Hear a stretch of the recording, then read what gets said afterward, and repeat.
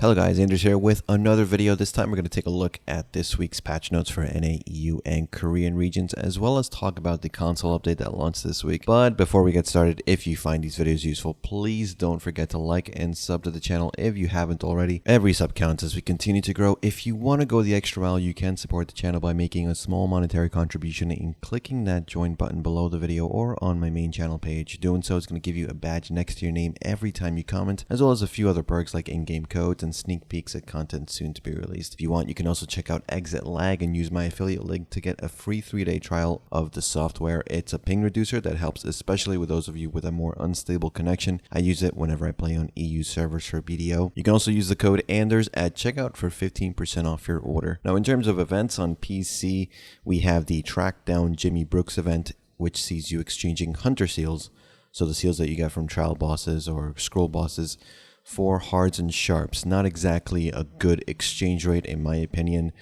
Basically, you're giving up 40 hunter seals for 1 sharp. So that's 20 blackstones basically for 1 sharp. If you look at prices right now, that's very, very bad. You're essentially paying almost 3 or 4 times the amount or the price of a sharp. Not really sure what they're doing with this quest. I feel like not much thought was put into it. So basically a dead on arrival quest right now with the way the prices are working. So Jimmy Brooks event, Track Down Jimmy Brooks, not worth your time. The only other event for our region is the Waiting for Summer event, in which you can grind monsters to get the Fugar's Lost Crystal. It seems like a pretty fairly good drop. I've been getting a lot of these this morning. When the summer season server opens up, you get to use those Fugar Lost Crystals to exchange them for time-filled Blackstones, which is what you need to get a bunch of things with the season server. Of course, season server is delayed until further notice. That's why we don't even have an end date for this Waiting for Summer event. Every other region except ours has received seasons today. So the excuse that we were given was that there were too many languages to translate. So that's why there is a delay. Other regions don't have as many languages. Not entirely true, but that is the excuse that Cacao is given. Now back to the patch, we have new barter exchanges reliant on total barter. So these are very useful for going for the blue grade Carrick parts. The exchanges are kind of iffy, but they're there now.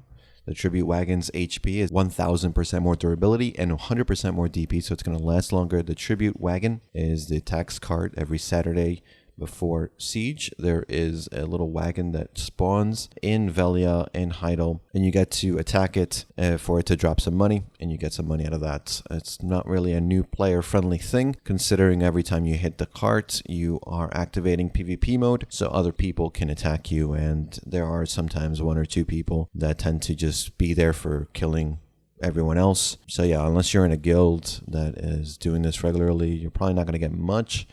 But it's still maybe worth your time to see what you can get. Range classes are your best friend here. You want to get as many hits in, or AP doesn't matter. You probably just want to stack up as much DP as possible in case someone accidentally even attacks you. They also increase the DP and AP of boss monsters through the main quest or bosses. So basically, as you go through the main quest, it's going to be a little bit more of a challenge, I guess, as a new player.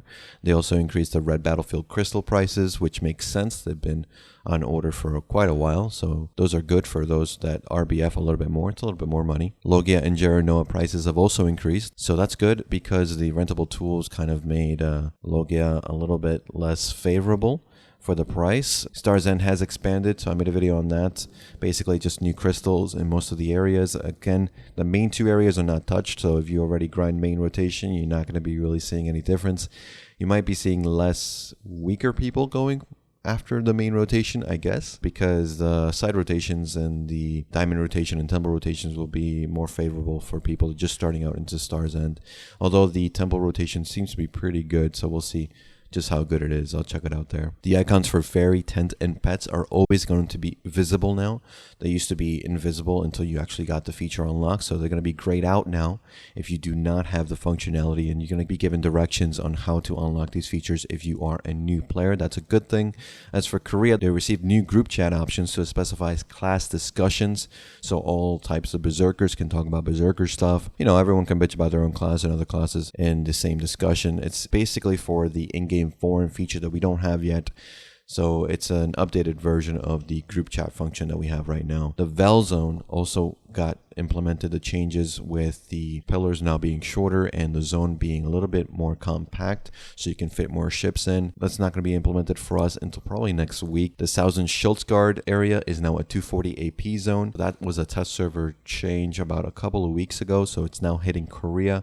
We may see it next week or the week after. We also know that there is an event boss located there as well.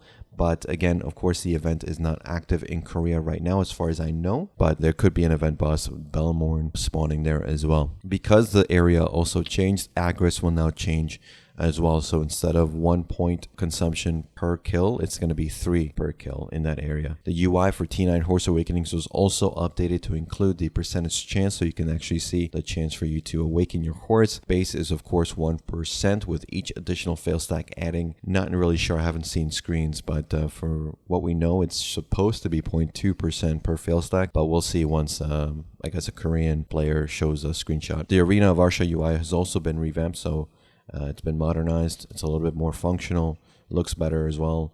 So that should be good for people holding tournaments every week through the Arena of Arsha function in the game. As for console, they received the Ocean update, basically Margoria, new ships, guild galley, new guild missions for hunting sea monsters, which are the best for money for your guild, so make sure you do those. It's kind of crazy to me that you guys didn't even have ships and guild galleys, but you have people with full pen. Of course, no Caphras in your server. I've seen the prices of your pens is kind of insanely low, so it makes sense. My first experience with Margoria was excitement. Crossing the ocean was crazy. We finally got to the other side and finished the quest in about 30 minutes and realized that there was nothing else to do.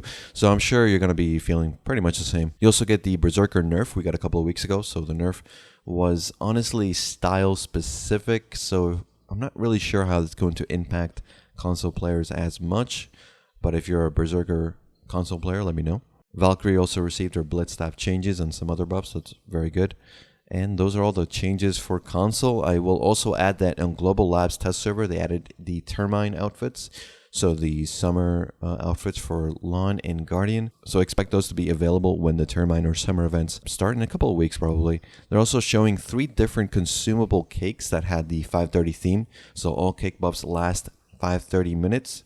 With one cake giving 530% combat XP, another one gave 530 skill XP, and the final one was giving 530% item drop increase, which is crazy. But again, we've seen 555 scrolls in the files in the past, and we've never seen those actually being implemented, even on Korea. So maybe we'll get it in some future event, maybe not, we'll see. And that's pretty much it for this one, guys. Thanks again for watching. Thanks for listening. I'll see you all in the next one. Take care.